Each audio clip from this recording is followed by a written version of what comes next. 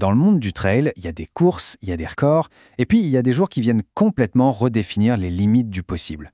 Aujourd'hui, on va décortiquer une performance qui vient de faire exactement ça. Accrochez-vous, c'est du lourd. Voilà. Retenez bien ce chiffre, 27 minutes et 21 secondes. Le 18 octobre 2025, ce temps est devenu la nouvelle référence absolue. C'est le chrono stratosphérique, il n'y a pas d'autre mot, de l'athlète suisse Rémi Bonnet. Un temps que beaucoup, y compris les plus grands spécialistes, pensaient tout simplement impossible à atteindre.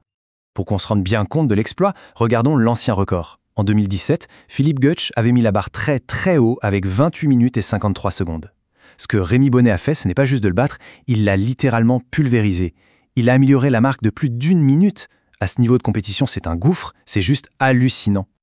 Et c'est ça qui est vraiment historique. C'est le passage sous une barrière symbolique. C'est un peu comme le mur du son ou le marathon en moins de 2 heures. Eh bien, dans le monde du kilomètre vertical, le mur, c'était ces fameuses 28 minutes.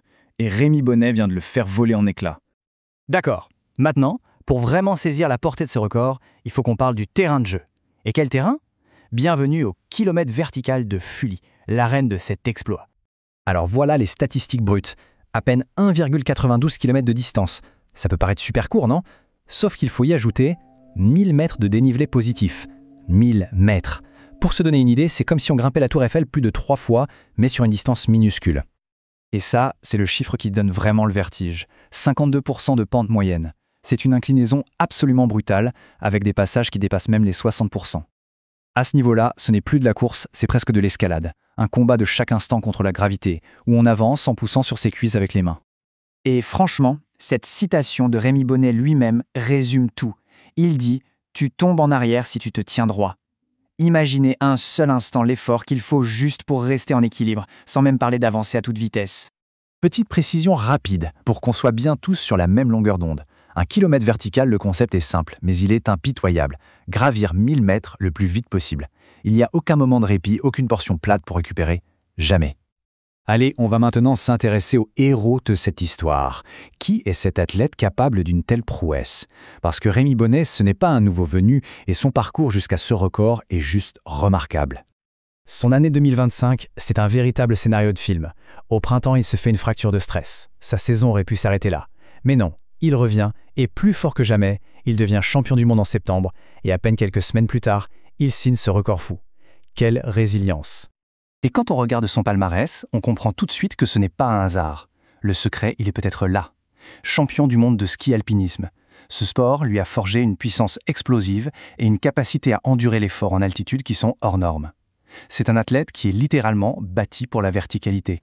Mais ce qui rend cette journée vraiment légendaire, c'est que l'histoire ne s'arrête pas là. Parce que pendant que Rémi Bonnet redéfinissait les limites masculines, une autre championne accomplissait de son côté un exploit tout aussi monumental. Ce temps, 32 minutes et 52 secondes, c'est le nouveau record du monde féminin. Et il a été établi par la Française Axelle Gachet-Mollaret. Une performance qui, dans son genre, est tout aussi impressionnante que celle de Bonnet. Et tout comme Bonnet, elle fait tomber une barrière symbolique majeure. Et comme lui, son secret réside aussi dans cette double casquette. C'est l'une des plus grandes championnes de l'histoire du ski alpinisme. Toute la puissance développée l'hiver se traduit par une domination totale l'été. C'est un doublé historique, pour la course et pour ces deux athlètes au profil si similaire.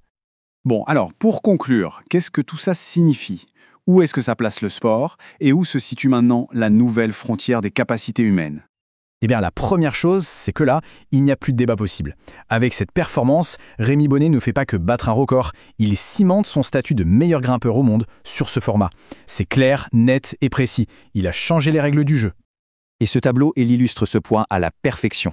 Regardez bien l'écart. Le deuxième, Henri Aïmonode, c'est un immense spécialiste. Il a déjà gagné 4 fois ici. Il termine en 30 minutes 08, ce qui est un temps excellent, mais il est à presque 3 minutes de Bonnet. C'est un autre monde. Ce jour-là, Rémi Bonnet courait tout simplement dans une autre dimension. Alors forcément, la question qu'on se pose tous maintenant, c'est après avoir atteint un tel sommet, après avoir repoussé les limites à ce point, quel peut bien être le prochain grand défi ? Eh bien, un objectif semble déjà se dessiner à l'horizon.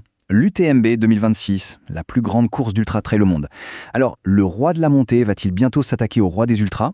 L'avenir nous le dira, et une chose est sûre, ça va être fascinant à suivre.